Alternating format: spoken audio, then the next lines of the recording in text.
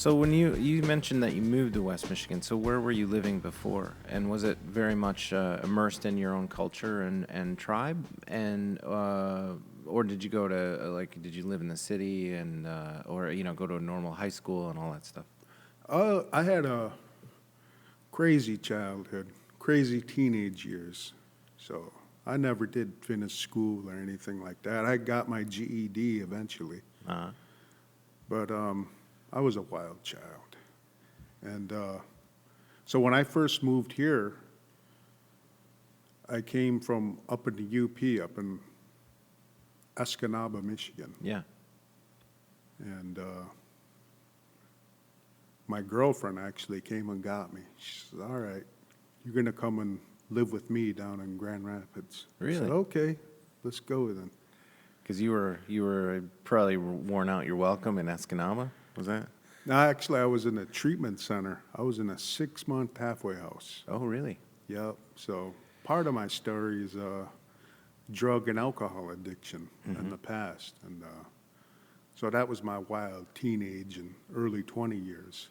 But it hooked you in pretty quick, even during that. Like once you started, it was something you were pursuing with passion, I would say.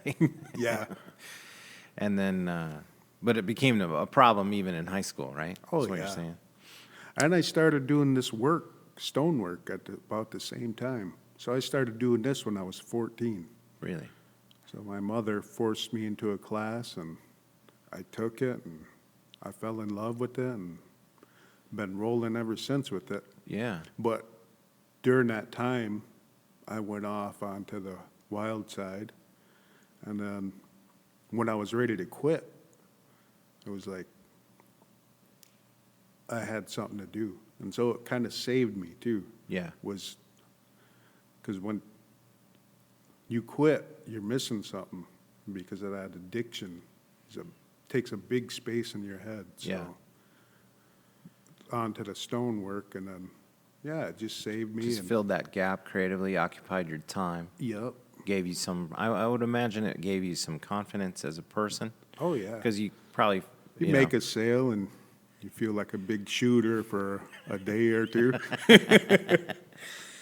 Well, also too, like, just having some self-confidence again. Because when you come out, I would imagine if you're coming out of addiction, you're questioning everything about yourself, and you sort of feel like a failure, I'm sure, on a lot of levels, and it takes a while to build that confidence back up. Yeah. So you were up, so how old were you in that treatment center? Oh, shoot. I think I was 25. Okay. And then your girlfriend said, you're moving down here. Yep.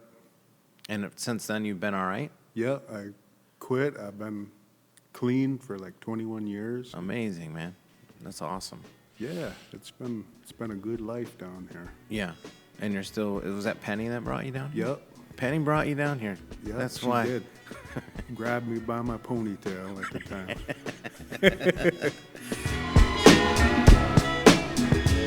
This Full Exposure Podcast episode has been made possible through the support of Metro Health, University of Michigan Health, and Dr. Peter Hahn, who believe that creativity and the arts are essential to a rich, healthy, and fulfilling life.